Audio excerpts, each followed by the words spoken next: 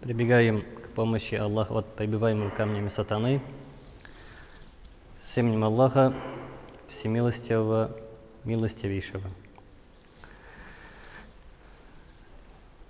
Сегодня, наверное, большинство из нас пользуются услугами юриста. И, как мы знаем, юрист, он не только защищает от решетки, тюрьмы, а также он помогает в решениях вопросов, как связаны с семьей, то есть деление имущества или другие процессы, связанные с браком в семье. Также юрист помогает при оформлении квартиры и при решении задач, связанных с землей. Обычный человек иногда этого не может делать, юрист может, так как он владеет знаниями. В религии же тоже есть такой человек, мы его называем шафаат, то есть заступник. Тот, кто занимается шафаатом, заступничеством. Соответственно, и заступник, он не только защищает от ада, но есть еще у него другие функции, что мы сегодня и раскроем эту тему. Естественно, можно отучиться на юриста, взять диплом юриста, но в исламе, как быть заступником, здесь уже не просто отучиться и взять диплом. Хотя, как пища для размышления, есть изречение нашего любимого пророка Мухаммада, мир ему и благословение, где он говорит, что в моей общине есть человек, который будет заступаться за людей, за одного – нет, за троих – нет, за 10 – нет. За сколько? Он, наш пророк, не использует цифру, потому что цифру можно забыть и запутаться. Пророк говорит, он будет заступаться за количество людей столько людей будет под его заступничеством, сколько есть волосинок на животных племени, и называют племя. Если даже возьмем обычные стада, где пасутся овцы, гусфаны, если посмотрим хоть даже не на стадо, а на одного барашка, овечка, то сколько там волос? Явно не 100 или же 1000, там больше. А пророк именно упоминает в изречении такое племя, у которого в эпоху жизни пророка именно данное племя обладало максимальным количеством животных. И вот пророк именно это племя говорит, и говорит, сколько будет вот волосинок на животных этой племени, у этого паства, столько людей будут под заступничеством этого человека. Естественно, после такого громкого, как говорится, заявления, то есть человек один, да, заступается за столько людей, что даже цифру неизвестно, какую цифру использовать, сколько волос-то у животного. А тут не одно животное, а целое стадо, огроменное стадо. И вот сколько волос на теле, вот столько людей будет, говорит, под заступничеством этого человека. Естественно, у сподвижников вызывает это большой интерес и говорит, о, посланник Аллаха, кто это? И пророк говорит, это тот человек, который меня, говорит, не видел, но уверовал. Со мной не встречался, но любил. И сподвижники еще больше удивляются, потому что они сподвижники, они видят пророка. У них есть счастье еще и слушать, и слышать, быть рядом с ним. А пророк упоминает человека, который сейчас не рядом с пророком, но будет иметь такое преимущество, что будет заступаться за огроменное количество людей. Шафаат. И пророк говорит, это человек по имени Уэйс. Уэйс аль-Карани. Есть даже фильм, в интернете есть фильм Уэйс про этого человека. Но, как говорится, пища для размышления, как он стал именно на нашем языке юристом или же заступником, это уже пища для вас. То есть размышлять, как и я могу стать таким же, как и он. Потому что Уэйс аль-Карани пророка не видел. То есть он не был сподвижником. Как и мы. Мы тоже не видим пророка. Мы тоже не сподвижники. Но нам разве закрыта дверь быть заступником? То есть мы думаем ли только как бы нам, чтобы пророк заступался ли? Или можно чуть-чуть думать еще выше, что и я могу заступаться? И вот, значит, основная тема шафаат, заступничество. Оно имеет, это слово имеет 4 смысла. Шафаат. Первый смысл шафаата, судный день, это когда заступник будет помогать верующим в аду, чтобы у него облегчилось положение. То есть, мягко говоря, убавляется температура, газ, дрова, чтобы у этого человека была меньше температура горения, либо меньше температура замерзания, потому что ад, знаете, есть 2 вида. Один горячий, там огонь, второй холодный, там мерзлота. Поэтому не только можно бояться огня, также нужно бояться еще холода. Вот как раз недавно у нас были холода, в каких-то регионах были даже град, то есть были ущербы. И вот первый вид заступничества, первый смысл – это помощь верующему, чтобы у него наказание было чуть-чуть меньше. Это и есть шафаат.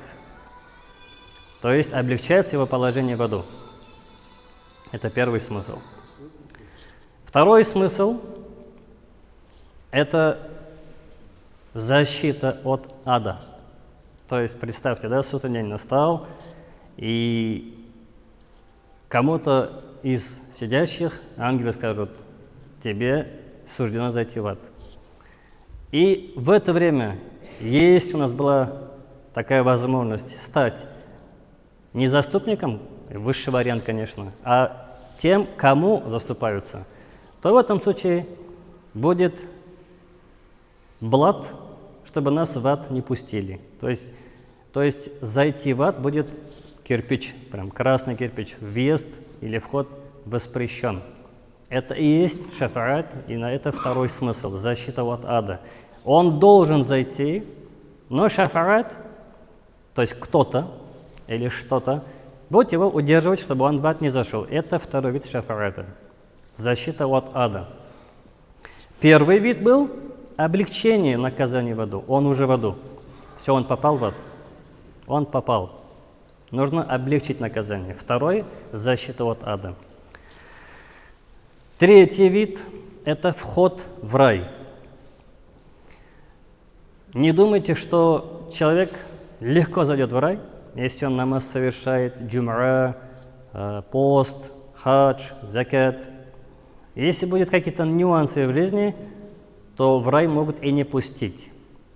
Если не будет заступник, шафаат. Если человек этого добился в этом мире, то третий вид шафаата ему откроет вид двери в рай. Это тоже шафаат. То есть он не может зайти в рай. Почему? Взвешивают его тетрадь деяний и смотрят. И грехов столько же, сколько и вознаграждений. То есть получается весы одинаковые, то есть ровные весы. Ни в ад, ни в рай. И он остановился. Ему говорят: в рай, извини, не суждено. В ад тоже. И он вот в этом промежутке. И вот если он в жизни старался, чтобы ему было заступничество, ему откроет врата рая. Это пункт 3. Первый – облегчение в аду, облегчение. Второе – это защита от ада. То есть он должен зайти, а его не пускают, благодаря шафаату. И третье – это вход в рай. То есть если нет шафаата, в рай и не зайдешь. Если кто-то скажет, почему? Потому. Были такие случаи, в хадисах есть, где даже ученые, которые жизнь посвятили исламу, а многие из сидящих 24 часа посвящают сколько процент Всевышнему? Не то, что он преподавал, он еще сам не изучил до конца шариат, какой преподавать. А представьте, ученые преподавали по жизни ислам, шариатские науки, писали книги, и в рай их не пускали. Такие есть хадисы. Не пускают в форме будущего, не будут пускать. В изречениях пророка есть такие хадисы. То есть будут такие моменты, когда человек не сможет зайти в рай. Поэтому нужен шафаат, чтобы двери рая открылись. Это пункт 3. И 4, самый, наверное, интересный, это для молодых, для пожилых, наверное, не очень интересно, но для молодых интересно. Или же для тех, кто стал уже серебряного возраста, но с молодого возраста он был на правильном пути. Что такое 4 вид?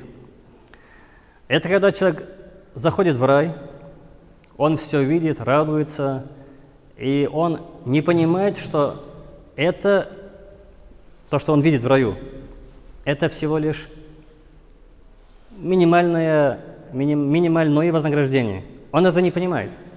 Почему? Потому что он еще не видел большего. Поэтому он очень легко адаптируется в раю, ходит, наслаждается, пока не видит кого? Товарища своего, сосед, он одноклассник, одногруппник. И говорит ангелам, как так? В детстве, в молодости, дискотека, я не ходил, хотел, а он ходил. Я не употреблял спиртные напитки, а он употреблял. Я-то налево не ходил, но он-то ходил. Как так? Как так? И он здесь, и я здесь. Нехорошо как-то, несправедливо. И вот если, опять же, он достиг шафаата, чтобы ему делали шафаат, не он, а ему делают шафаат. Кто шафаат делает, наверняка знаете, это много объясняли. Если он при жизни достиг этого момента, уровня, чтобы ему делали шафаат, тогда будет 4 перевод, 4 смысл этого слова «заступничество». И это 4 слово называется «возвышение в раю». Его возвышают на уровень выше. И вот потом он снова видит уровень рая и уже сравнивает. Ого, здесь-то оказывается, вот оказывается, где рай. А чуть-чуть ниже этажи, это оказывается так себе. Естественно, человек пока не увидит 5-звездочный отель, если он зайдет в своей жизни, например, он поехал куда-нибудь отдыхать и остановился в каком-то 3-звездочном отеле. Ему это покажется, естественно, раем, пока он не увидит 4-звездочный отель. А если он увидит 5-звездочный, а если президентский номер увидит, он же скажет вообще, угу, даже такое, что ли, существовало, а я же не знал. То есть он будет же сравнивать. И вот поэтому 4 смысл самый интересный – это возвышение в раю. И тут если возник вопрос, а почему человек сразу после судного дня, после воскрешения, сразу не заходит на уровень выше? Ответ очень простой. Человек, он устроен таким образом, что он, во-первых, эгоистичный, он эгоист. Во-вторых, он очень хорошо помнит, кто ему должен, а вот кому он должен, не помнит. То есть человек так устроен, хотя тоже слово «эгоист» подходит. И вот поэтому, если человек зашел бы после воскрешения сразу на уровень высокий, тогда он сказал бы на вопрос ангелов, ну, как ты сюда попал? В смысле как? Своими намазами, постами, действиями. А шафаат, какой шафаат? Это я сам это старался. Ты что? Я тахарат брал, стелся на намазе, пост держал, летом жара стояла, все кушали, пили напитки, газировки, лимонад. Я не пил, я сам. Вот чтобы этого не было, потому что он сам не может зайти никак, не может никак. Об этом есть изречение нашего любимого посланника Аллаха, саллаллаху алейхи ва саллям, где говорится, что человек своими действиями зайти в рай не сможет, кроме как с милостью Всевышнего Творца. Что же касается, до сюда мы говорили про тех людей, которым заступаются. Но до проповеди была речь о том, кто сам заступается. Это уровень, конечно, самый высокий. Потому что говорится, что в судный день будут идти на Майдан, на Русском площадь. Всегда используют слово «Майдан» по какой-то причине. Будут идти на площадь. И по бокам будут сидеть люди на минбарах, сказано. Такой это минбар будет, который я стою, или в виде кресла или трона. Об этом уже можем только визуализировать. Но посланник Аллаха, алейхиссалату вассалям, говорит, что они будут из белого жемчуга, говорит. Будут сидеть на минбарах по бокам вот этой дороги, будут сидеть люди, которые будут заступаться. И сподвижники спрашивают: о, посланник Аллаха, они будут пророками? Он говорит: нет. Посланники? Нет. Сподвижники? Нет. Кто? Моя, говорит, община. А кто община? Есть мы.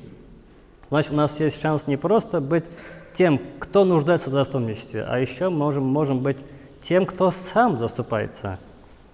Но весь вопрос, а Уэйс Карани, который будет заступаться за столько родственников, он сможет заступаться, сколько волос-то у овечек, столько там людей.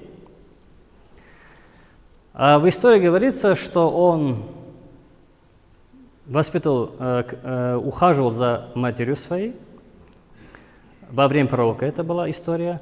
И он попросил увидеть пророка. Но мама разрешила дойти только до порога. Он жил не в городе, он жил далеко от города. Раз мама сказала до порога, значит до порога. Слушаюсь и подчиняюсь. Он пошел к пророку. В то время нет машин, самолет, такси нет, пешком все. Дошел до порога, постучался, открыл дверь супруга пророка. И он говорит: пророк дома? Она говорит: нет, в мечети. Мечеть где?